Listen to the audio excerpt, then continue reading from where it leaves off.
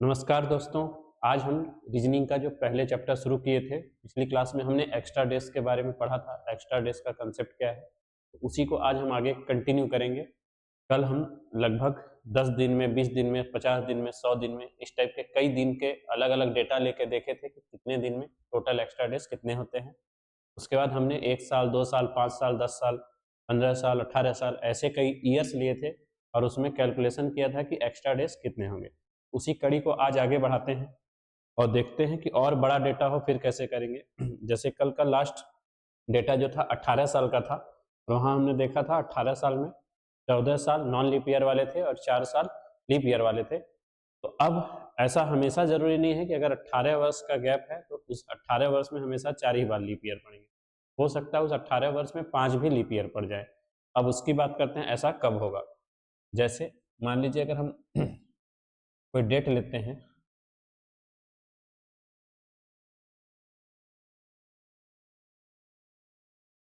जैसे 22 जनवरी 2024, ये डेट हम मानते हैं कि यदि 22 जनवरी 2024 को बुधवार हो, यदि 22 जनवरी 2024 को बुधवार हो और हमसे फिर पूछा गया है 22 जनवरी 2042 को कौन सा दिन होगा।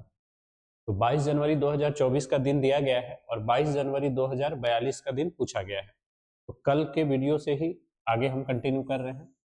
तो कल मैंने बताया था कि यहाँ से यहाँ देखेंगे 2024 से 2042 तक जाते हैं तो कितने की गैपिंग है। 2024 से 2042 तक जाते हैं तो 18 वर्ष का गैप है। तो 18 वर्ष में कितने एक्स्ट्रा डेज पड़ेंगे वो डिपेंड करता है उस 18 साल में कितने लीप ईयर थे और कितने नॉन लीप ईयर। तो इस 18 साल में कितने लीप ईयर और कितने नॉन लीप ईयर, अगर इसको हम डायरेक्ट कैलकुलेट करें तो 2024 हमारा लीप ईयर आएगा, फिर 28, 32, 36, 40, 5 लीप ईयर आ जाएंगे। जबकि कल के प्रश्न में हमने उदाहरण जो लिया था उसमें 18 साल में 4 ही लीप ईयर थे। तो क्योंकि ये स्टार्टिंग में एक लीप ईयर आ गया है जिसके कारण 18 साल आते आते 5 लीप ईयर पड़ गए। तो इस 18 साल में 5 लीप ईयर हो गए, बाकी जो 13 बचे नॉन लीप। तो एक नॉन लीप ईयर में एक एक्स्ट्रा डेज होता था, इसलिए 13 नॉन लीप ईयर में 13 एक्स्ट्रा डेज हो गए और 5 लीप ईयर में 10 एक्स्ट्रा डेज हो गए, क्योंकि एक लीप ईयर में 2 एक्स्ट्रा डेज होता था। तो 10 और 13 मिलके टोटल 23 एक्स्ट्रा डेज हो गए। 23 को और छोटे फॉर्म में लिखेंगे तो 7 से 3 बार कैंसिल हो जाएगा और 2 बच जाएगा, तो 2 एक्स्ट्रा डेज।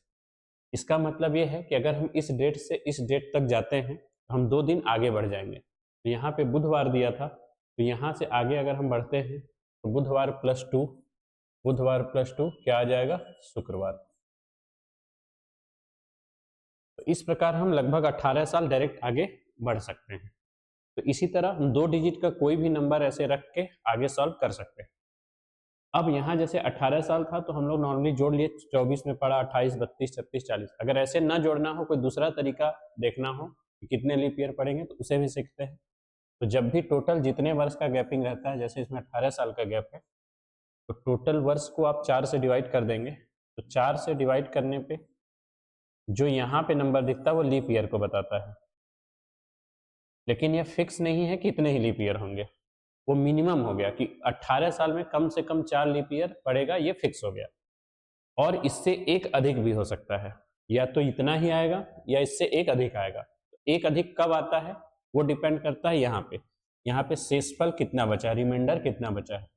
अगर 2 रिमाइंडर बचा है तो स्टार्टिंग के 2 ईयर हम चेक कर लेंगे कि जहां से ये कंटिन्यू स्टार्ट हुआ था ये डेट, वहां से शुरू के 2 वर्ष। तो पहला 2 वर्ष क्या क्या था, 2024 और 2025। तो इसमें एक हमारा लीप ईयर और आ गया, इसलिए जो 4 यहाँ दिख रहा था लीप ईयर, ये प्लस एक ये, टोटल कितने लीप ईयर हो गए, 5 हो गए।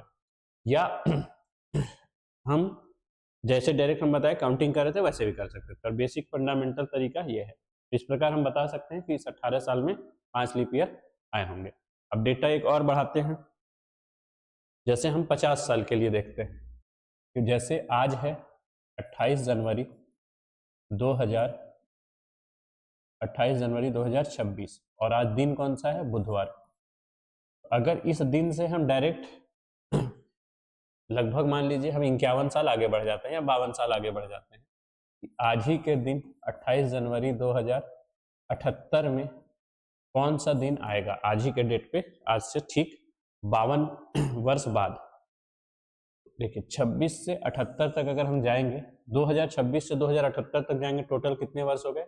52 वर्ष हो गए। तो इस 52 वर्ष में कितने लीप ईयर पड़ेंगे? ठीक, तो इसको चेक करने के लिए मैंने बताया कि इसको डिवाइड कर देंगे। तो यहाँ पे देखिए कुछ नहीं बचा, तो अलग से कुछ चेक ही नहीं करना है, यहाँ जितना आ गया उतना ही लीप ईयर आएगा। अगर शेषफल बचा होता तो हम स्टार्टिंग के उतने चेक करते ईयर जितना शेषफल बचा होता। तो इस कंडीशन में हम बोल सकते हैं इस 52 वर्ष में टोटल 13 लीप ईयर आएंगे।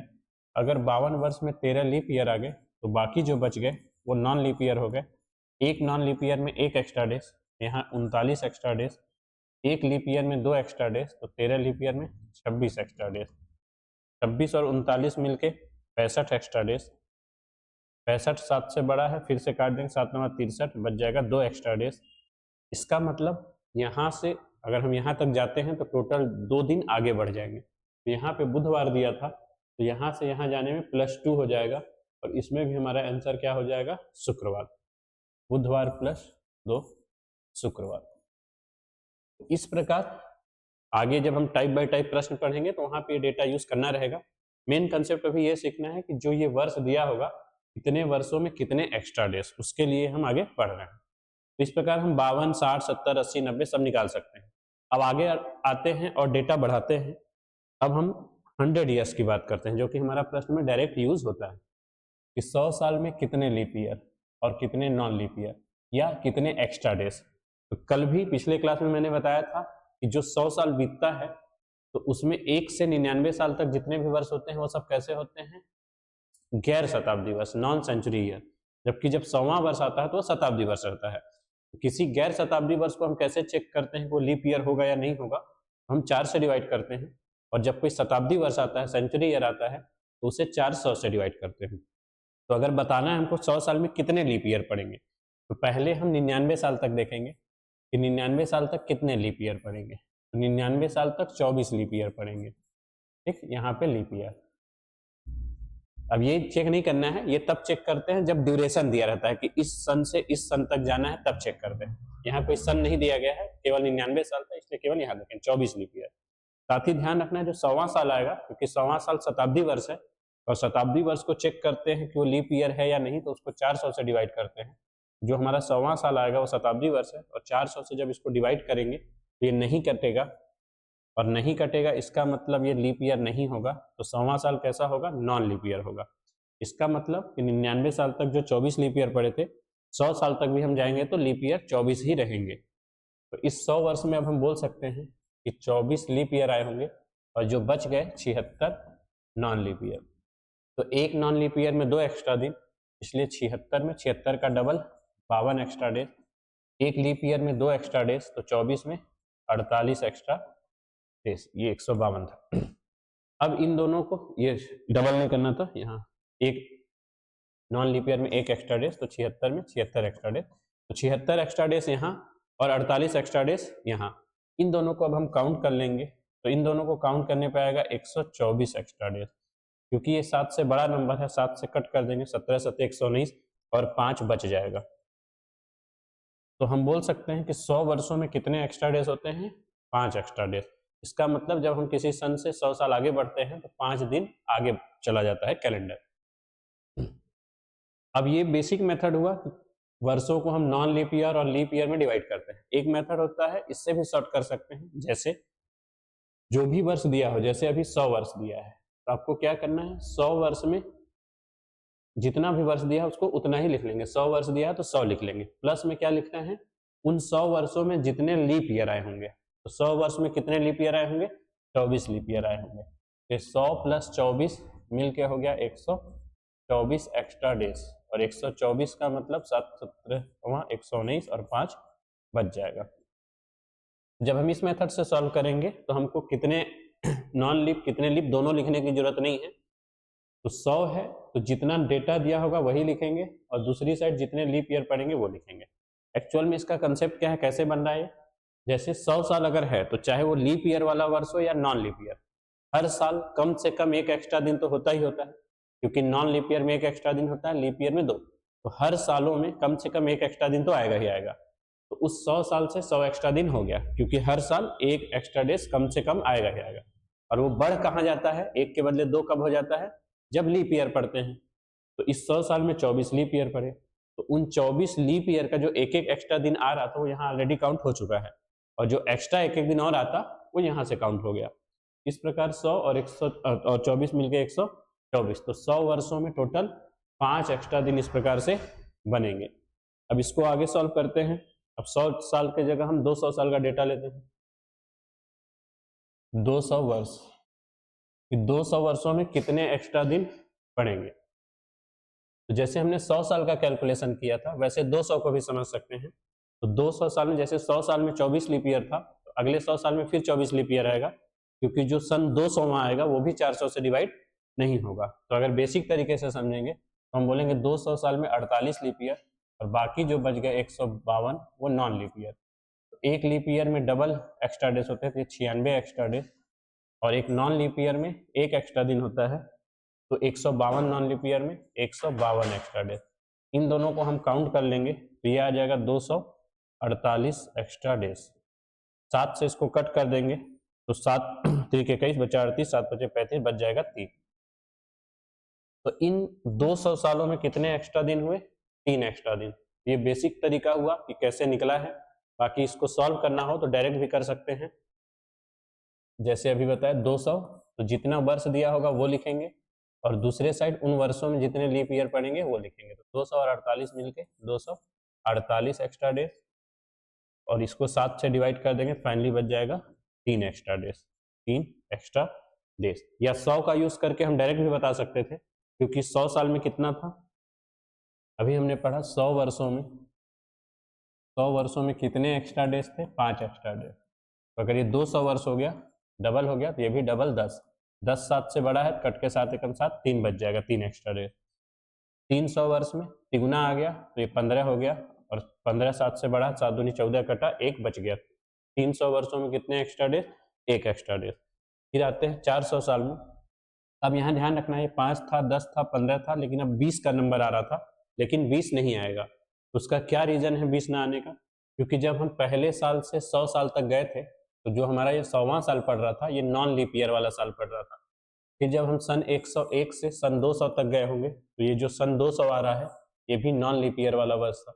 फिर सन 201 से सन 300 तक गए होंगे, ये 300 जो आ रहा था वो भी नॉन लीप ईयर। तो ये हर एक जो 100 साल आ रहा है ये नॉन लीप ईयर वाला साल आ रहा था, इसलिए शुरू के जो ये 300 साल थे सेम जैसे चल रहे थे। लेकिन जब अब अगला 100 साल आएगा 301 से सन 400, तो जो हमारा सन 400 आ रहा होगा, क्योंकि वो 400 से कंप्लीटली डिवाइड हो जाएगा, इसका मतलब यहाँ पे एक लीप ईयर आ जाएगा, जो कि अभी तक नॉन लीप ईयर आ रहा था, और लीप ईयर आने की वजह से एक दिन एक्स्ट्रा और बढ़ जाता है।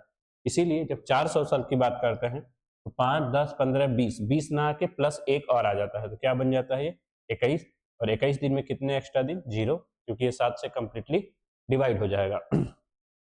तो 400 वर्ष में 0 एक्स्ट्रा डेज। 0 एक्स्ट्रा डेज का मतलब होता है जिस दिन से शुरुआत हुई थी वापस वहीं पे आ जाना। तो इस प्रकार इन बेसिक प्रिंसिपल का यूज करके हम बता सकते हैं कि 400 वर्षों के बाद कैलेंडर रिपीट होने लगता है, पूरी तरह से रिपीट होने लगता है। तो 400 वर्षों के बाद कैलेंडर पूरी तरह से रिपीट होने लगता है। इसलिए 400 के आगे किसी वर्षों में एक्स्ट्रा डेज निकालने की हमको जरूरत नहीं है। अगर इस 400 साल का कंसेप्ट हम अच्छे से समझ गए हैं तो इन्हीं का यूज करके हम कितने भी वर्षों के आगे का कैलेंडर का डेट फाइंड कर सकते हैं, और डेट को कौन सा दिन होगा ये भी फाइंड कर सकते हैं। अब ये 400 वर्षों के बाद रिपीट होने का मतलब क्या है, क्या इसका अर्थ निकल रहा है? तो इसका अर्थ ये है कि जो पहला सन रहा होगा 400 साल बाद, मतलब 401 सन, ये दोनों सेम रहे होंगे। जो दूसरा सन रहा होगा 400 साल बाद 402 सेम रहा होगा। इसी तरह ये चलता गया होगा। जैसे 50 साल तो 400 साल बाद 450 आएगा, ये भी सेम रहेगा। और आगे ऐसे बढ़ेंगे तो जो 100वां साल होगा 400वां साल, 400 साल के बाद सन 500 आएगा, ये भी सेम रहेगा। और 500, फिर 4 साल बाद 900 सेम, फिर 1300 सेम, 1700 सेम, फिर सन 2100 सेम। तो ऐसे ये चलते जाते हैं। हर 400 साल के बाद पूरा कैलेंडर रिपीट हो जाता है। अब जितना हमने पढ़ा है कंसेप्ट एक्स्ट्रा डेज का, इसके बेस पे एक टाइप आज हम लोग कवर करेंगे, और उस टाइप का नाम ही है कि कोई भी ईयर रिपीट कब होता है या कैलेंडर रिपीट कब होता है? ईयर रिपीटेशन या वर्षों की पुनरावृत्ति, ईयर रिपीटेशन। ये प्रश्न पूछे जाते हैं एग्जाम में कि किसी वर्ष का पूछा जाता है, किसी वर्ष का कैलेंडर दोबारा हम कब यूज में ला सकते हैं। तो इसके लिए भी ये जो बेसिक हम एक्स्ट्रा डेज पढ़े थे उसी के बेस पे बनाया गया है ट्रिक। और वो ट्रिक क्या है, आइए देखते हैं। तो जब भी हम किसी वर्ष को 4 से डिवाइड करेंगे तो शेषफल क्या बचेगा वो देखते हैं। तो वर्ष की जगह मान लीजिए कोई नंबर ही है, अगर किसी नंबर को हम 4 से डिवाइड करते हैं तो शेषफल क्या क्या बच सकता है? या तो वो नंबर पूरा पूरा डिवाइड हो जाएगा तो शेषफल 0 बचेगा, या 1 बचेगा, या 2 बचेगा, या 3 बचेगा। अगर 4 से किसी ईयर को डिवाइड करने पे शेषफल 1 बच जाए, शेषफल 1 बच जाए, या शेषफल 2 बचेगा, या 3 बचेगा, या 0 बचेगा, यही सब चीजें बचेंगी। दूसरा केस जब शेषफल 2 बच जाए, तीसरा केस शेषफल 3 बच जाए, और चौथा केस जब शेषफल 0 बच जाए। तो शेषफल 0 बचने का मतलब जब कोई ऐसा ईयर दिया हो जो 4 से कंप्लीटली डिवाइड हो जाए, उस केस में शेषफल 0 बचेगा। तो किसी वर्ष को अगर हम 4 से डिवाइड करते हैं और शेषफल 1 बचता है तो ऐसे वर्ष हमेशा 6 वर्ष बाद रिपीट हो जाते हैं। ऐसे वर्ष हमेशा 6 वर्ष बाद रिपीट हो जाते हैं। इसी तरह जब किसी वर्ष को 4 से डिवाइड करते हैं, शेषफल 2 बचता है, तो ऐसे वर्ष हमेशा 11 वर्ष बाद रिपीट हो जाते हैं। 11 वर्ष बाद रिपीट हो जाते हैं। सेम अगर 4 से डिवाइड करने पे किसी वर्ष को शेषफल 3 बचता है, ऐसे भी वर्ष 11 वर्ष बाद रिपीट हो जाते हैं। और लास्ट कंडीशन, जब 4 से किसी वर्ष को डिवाइड करें और वो वर्ष कंप्लीटली डिवाइड हो जाए, कंप्लीटली डिवाइड होने का मतलब शेषफल 0 बच जाए, तो शेषफल 0 अगर बच जाएगा तो ऐसे वर्ष हमेशा 28 वर्ष बाद रिपीट होते हैं। 28 वर्ष बाद रिपीट होते हैं। तो कैलेंडर रिपीट का जो प्रश्न आता है, कोई भी वर्ष या तो 6 साल बाद रिपीट होगा, या 11 साल बाद रिपीट होगा, या 28 साल बाद रिपीट होगा। इसके कुछ अपवाद भी होते हैं, लेकिन किताबों में उसके प्रश्न दिए नहीं रहते हैं। तो अगर आगे कभी ऐसा प्रश्न आएगा तो उसके बारे में भी हम चर्चा करेंगे। तो इनसे रिलेटेड आइए एक एक प्रश्न देखते हैं और इसका यूज वहां पे करते हैं। जैसे मान लीजिए दिया है वर्ष 2013 कब रिपीट होगा, वर्ष 2014 के जैसा कैलेंडर कब आएगा, 15 के जैसा कैलेंडर कब आएगा, और 16। जैसे ये 3-4 वर्ष हम ले रहे हैं एग्जाम्पल के लिए। तो अगर हम इसको 4 से डिवाइड करते, 4 के डिवाइड का नियम भी क्या होता है, अगर कोई बड़ा नंबर है 4 डिजिट का, 6 डिजिट का, 8 डिजिट का, जो भी नंबर हो, अगर 4 से डिवाइड करना है और देखना है शेषफल कितना बचता है, तो हम हमेशा उसके आखिरी के 2 डिजिट देखेंगे। तो अगर हम इसको 4 से डिवाइड करते तो यहाँ शेषफल 1 बच जाता। और अभी पीछे हमने पढ़ा कि जब शेषफल 1 बचता है तो ऐसे वर्ष 6 वर्ष बाद रिपीट होते हैं। इसका मतलब जो 2013 का कैलेंडर रहा होगा वो 6 साल बाद फिर यूज में लाया जा सकता है। तो 2013 के तरह कैलेंडर कब आएगा, 2019 में। सेम दूसरा प्रश्न, अब 2014 अगर इसको हम 4 से डिवाइड करते तो यहाँ पे शेषफल 2 बचता, क्योंकि 14 को 4 से डिवाइड करेंगे 12 कट जाएगा, 2 बच जाएगा। और शेषफल जब 2 बचता है तो ऐसे वर्ष हमेशा 11 वर्ष बाद रिपीट होते हैं। तो 2014 11 साल बाद रिपीट हो जाएगा, उसका कैलेंडर हम 11 साल बाद फिर यूज ला सकते हैं, मतलब 2025 में। इसी तरह 2015 को 4 से डिवाइड करेंगे, 4 3 12 कट गया, 3 बच गया। तो अगर 3 बचता है शेषफल तब भी 11 वर्ष बाद ही रिपीट होता है। तो 2015 के तरह फिर से कैलेंडर 11 साल बाद आएगा, मतलब 2026 में आएगा, 2015 प्लस 11 साल। अगला कंडीशन है 2016, क्योंकि 2016 लीप ईयर है, ये 4 से कंप्लीटली डिवाइड हो जाएगा। कंप्लीटली डिवाइड होने का मतलब शेषफल 0 आ जाएगा, और शेषफल 0 आता है तो ऐसे वर्ष 28 वर्ष बाद रिपीट होते हैं। तो 2016 28 साल बाद मतलब 2044 में रिपीट होगा। तो 2016 का कैलेंडर हम दोबारा 2044 में यूज में ला सकते हैं। तो ऐसे कोई भी ईयर लिख के हम उसका ईयर रिपीटेशन निकाल सकते हैं। अब एक छोटा सा एग्जाम्पल देखेंगे जो हमने बेसिक पढ़ा था कि क्यों ये 6 साल बाद ही, या 11 साल बाद ही, या 28 साल बाद ही रिपीट हो रहा है। तो इसे समझने के लिए हमको एक्स्ट्रा डेज का कंसेप्ट जो अभी हम सीख चुके हैं उसका यूज करना है। तो जैसे मान लीजिए हमको बताना था कि 2017 का कैलेंडर कितने साल बाद रिपीट होगा, या 2017 के जैसा कैलेंडर आप कब यूज में ला सकते हैं। देखिए 2017 का दिया तो हम 2017 से स्टार्टिंग करेंगे और देखेंगे कि कितने एक्स्ट्रा डेज पड़ रहे हैं। तो पीछे हमने पढ़ा था कि किसी नॉन लीप ईयर में एक एक्स्ट्रा डेज होता है, लीप ईयर में 2 एक्स्ट्रा डेज, उसी का यूज करना है। क्योंकि 2017 नॉन लीप ईयर है, क्योंकि 4 से नहीं कटेगा, यहाँ पे एक एक्स्ट्रा डेज रहा होगा। इसी तरह अब हम आगे बढ़ेंगे, 2018 भी नॉन लीप ईयर तो एक एक्स्ट्रा डेज, 2019 ये भी नॉन लीप ईयर तो एक एक्स्ट्रा डेज, ये सब नॉन लीप ईयर है अभी तक हमने जो लिखा। फिर 2020 आएगा और 2020 हमारा लीप ईयर हो जाएगा, और लीप ईयर में 2 एक्स्ट्रा डेज होता है, इसलिए यहाँ पे 2 एक्स्ट्रा डेज आ गया। फिर 2021 आएगा, 2021 नॉन लीप ईयर है क्योंकि ये 4 से नहीं कटेगा, यहाँ पे एक एक्स्ट्रा डेज आएगा। फिर 2022 आएगा, यहाँ भी नॉन लीप ईयर आएगा, ये भी एक एक्स्ट्रा डेज। ऐसे हम काउंटिंग करते हैं। तो जैसे नॉर्मल आपसे पूछा जाए कि आज अगर बुधवार है तो फिर से बुधवार कब आएगा, तो 7 दिन बाद आएगा या 14 दिन बाद आएगा। तो 7 के मल्टीपल में जो जो नंबर आते हैं उनके बाद फिर से वही दिन आ जाता है। तो अभी इस तरह को देखते हैं, इस तरह के प्रश्नों को। तो 1 2 3 4 5 6 7, यहाँ आते आते 7 एक्स्ट्रा दिन हो गए। 7 एक्स्ट्रा दिन का मतलब 7 दिन आगे। तो अब 2017 के जैसा कैलेंडर कब आने वाला है, 7 एक्स्ट्रा दिन आ गया है।